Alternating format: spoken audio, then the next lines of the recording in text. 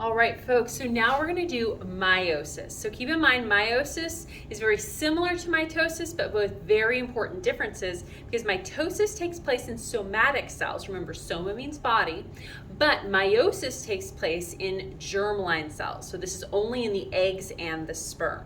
So we have different reasons for why we're doing this. However, meiosis is part of the cell cycle, and like any portion of the cell cycle, we start with interphase. So same deal as before, we're going to start with G1, and we have here in G1, and then we're going to grow. And then in S phase, we're going to duplicate our DNA, just like we did before. Then in G2, we're going to grow again.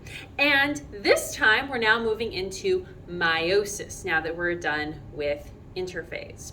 Now, the thing here is meiosis has two sets of times you go through it. So you have to say a 1 or a 2 after each of your phases. It's the same 4 phases we talked about before, but you can't just say prophase. You have to call it either prophase 1 or prophase 2. Now, we're going to go through prophase 1 first. So similar to before, we're going to have our chromosomes coil up. They're the chromatin right now. They're going to coil up. We're also going to get rid of our nuclear envelope here. And so they're going to, again, be represented like these guys here. However, we have a couple new things that are happening. So we are going to actually line up in what we call tetrads. Remember, tetra means 4. So we have tetrads here that are lined up. So we have all the big ones together and all the small ones together. We also, just as before, are going to have our centrioles on either side. But before the spindle fibers can come out and attach to these guys, the very important different thing that happens in prophase 1 that doesn't happen at any other time is crossing over.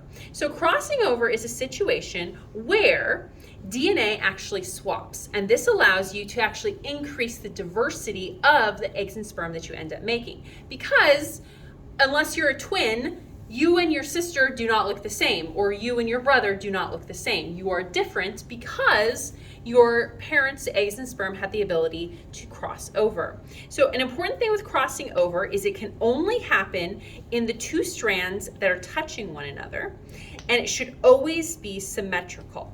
So I removed 2 beads from one and 2 beads from the other. So we still have the same number of beads on each strand. If you actually are unsymmetrical about it, then you have a mutation. Okay. Now you can do it on both sides. You can do it on one side. You can have a different amount swapped over on the other side. So I'm going to do 3 on this side, and I did 2 on the other side. So it doesn't really matter. This is all really random. And over here, we'll just do 1, or we'll do 2 because 2 fell out. And we'll go like this. Okay. And just for speed, we're not going to cross over the other side. So essentially here, we've had crossing over occur. We already did all the normal stuff that we did in prophase. So prophase 1 is now complete. Now, next up, just like before, is going to be metaphase 1. Remember, always say the 1 or the 2 every single time. Otherwise, you're wrong, okay? So in metaphase 1, we're going to line our tetrads up at the equator of the cell. So just like before, we're lined up at the equator, but this time we're still in tetrads, okay? Now, this is metaphase 1. Next up is going to be anaphase 1. And in anaphase 1, we're going to move away from the center, just like we did before. But the trick is we're actually going to move 2 to each side, okay? We're going to go with this? All right, so anaphase 1. So then next up is going to be telophase 1. And in telophase 1, we're going to move the rest of the way away. We're also going to reform our nuclear membranes. Our centrioles are going to dissolve. And we now have these guys over to the 2 sides, okay? Then we're going to move on to cytokinesis. It's really important you don't put a 1 or a 2 in next with the cytokinesis. Cytokinesis is always cytokinesis, okay? Because cyto means cell, kinesis means to break open, all right? So that's what we're doing here. So we are breaking this into 2 cells, okay? So now I have 2 daughter cells, but it's important to realize, unlike in mitosis, they're not identical. These are not two identical cells. It actually is two different cells, okay? But that being said, these two cells are now going to go into the second phase of meiosis. Really important. It does not go through interphase again. There's no interphase 2. That's not a thing, okay?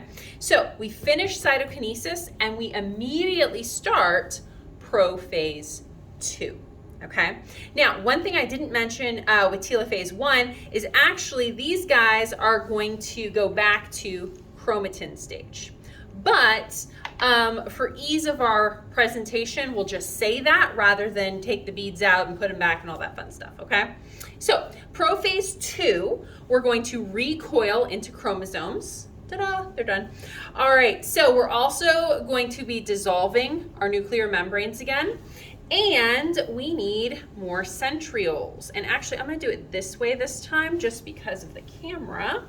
And so we have our centrioles here, two different cells. So we have two sets of chromosomes, two sets of centrioles. And so we have prophase 2 all set. So now we're going to go through metaphase 2. And in metaphase 2, our equator is now this way. Now, if I had left these guys this way, it would have been this way just as it was before.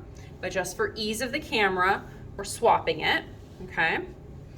And so in that case, we have to line them up like this, okay? So essentially here, we are now in metaphase 2. So we're on our equatorial plane.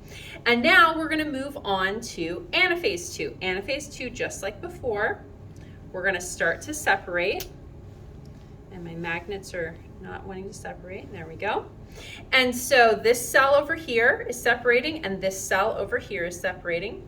Then we go into telophase 2, where they're going to move the rest of the way to the poles. We're going to get our nuclear membranes reformed. We're going to dissolve our centrioles. And then, once we're done with telophase 2, we have to go through cytokinesis again. So for cytokinesis, we're going to separate into two cells here. And we're going to separate into two cells over here. Okay? So now you can see that we have 4 haploid cells. So haploid means you only have one version of each of the chromosomes, whereas before we had diploid cells, di meaning 2, okay? And these 4 cells are not identical. We can see we have 2 here that are fully one color, and then we have 2 here that are mixed, but even at that, none of them are the same, okay? So this is how we do meiosis.